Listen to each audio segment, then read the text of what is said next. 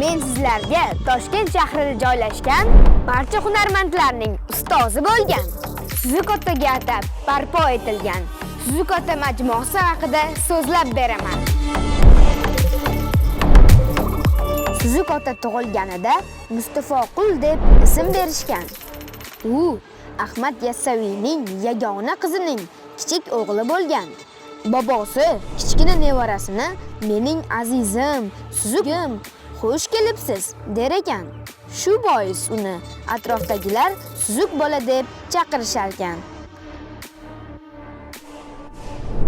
Bu inson o'zining iste'dodi, xalqni birlashtira olishi, himmatli ishlari bilan shuhrat qozonadi va bu bilan mahalliy aholi orasida katta hurmat qozonadi. Suzukota yuzlab ustalar va hunarmandlarning ustozi hisoblangan. Hamma hurmat qiladigan ustoz 1217-yilda vafot etadi. Uning mahallasi esa Ustalar mahallasi nomi bilan mashhur bo'ladi.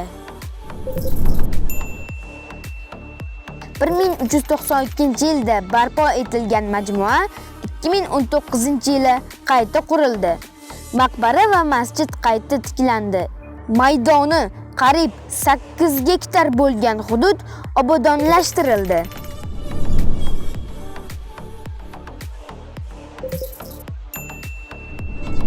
Majmua binolaridan birida muzey va kutubxona joylashgan.